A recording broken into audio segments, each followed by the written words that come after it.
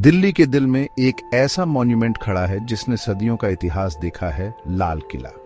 यह UNESCO world heritage site सिर्फ लाल पत्थर की एक इमारत नहीं है, ये एम्पायर्स, रेवोल्यूशंस और एक नेशन के इंड्यूरिंग स्पिरिट का प्रतीक है। किले की ऊंची दीवारें बादशाहों और कॉन्करर्स की कहानियां कहती हैं, दरबारियों की हंसी और कारीगरों की खामोश दुआओं की गूंज सुनाती हैं। यह एक ऐसी जगह है जहां अतीत की आवाजें वर्तमान की रौनक से मिलती हैं, हिस्ट्री और हेरिटेज का एक संगीत बनाती है। लाल किला इंडिया में पावर, कल्चर और ट्रेडिशन के उतार चढ़ाव का एक साइलेंट सेंटिनल रहा है। इसका अस्तित्व मुघल एरा के आर्किटेक्चरल प्रोवेस और आर्टिस्टिक विजन का प्रमाण है, लेकिन किले की उत्पत्ति समय के गर्त में छिपी हुई है। कुछ हिस्टोरियंस का मानना है कि यह जगह कभी एक पुराने किले लाल कोट का घर थी। माना जाता है कि तोमर डायनेस्टी द्वारा बनाया गया यह पुराना स्ट्रक्चर चौहान्स द्वारा एक्सपैंड किया गया था, इससे पहले कि मुगल्स ने इस जमीन पर अपनी छाप छोड़ी। लाल किले की कहानी, जैसा कि हम जानते हैं, 5वें मुगल बादशाह शाहजहां के साथ शुरू होती है, जो अपने आर्किटेक्चरल ग्रैंडर के लिए जाने वाले शासक थे।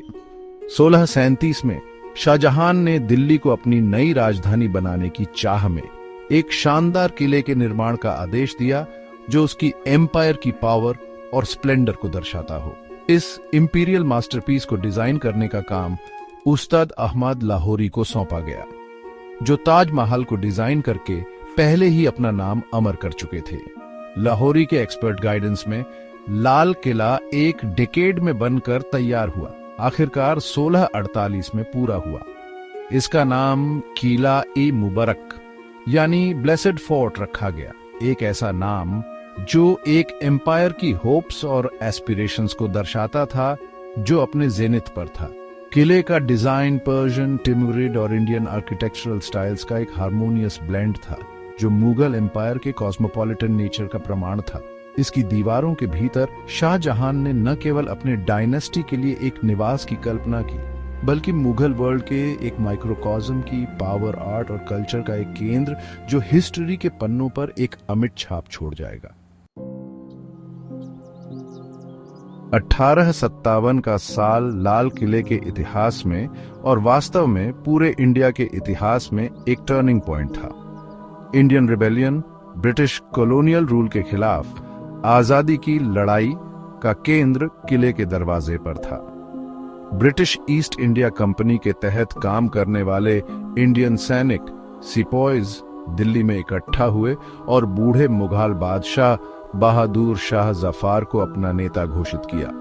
लाल किला, जो कभी मुगल ताकत का प्रतीक था, कॉलोनियल ऑपरेशन के खिलाफ रेजिस्टेंस का बीकन बन गया। हालांकि रिबेलियन को अंततः कुचल दिया गया और ब्रिटिश ने इंडिया पर अपनी पकड़ मजबूत कर ली। लाल किला, जो मुगल्स के उत्थान और पतन का एक साइलेंट विटनेस था, अब कॉलोनियल रिट्रीब्यूशन का सामना कर रहा था। आखिरी मुगल बादशाह बहादुर शाह जफर को गद्दी से हटा दिया गया और निर्वासित कर दिया गया, जिससे सदियों से चले आ रहे डायनेस्टी का अंत हो गया। लाल किला अपनी पूर्व ग्लोरी से रहित एक ब्रिटिश गैरिसन में बदल दिया गया। इसके महल और बगीचे कॉन्फ्लिक्ट और ऑक्यूपेशन के निशान लिए हुए थे।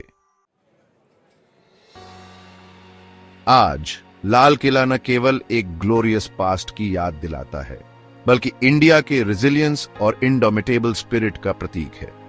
2007 में यूनेस्को वर्ल्ड हेरिटेज साइट घोषित किया गया।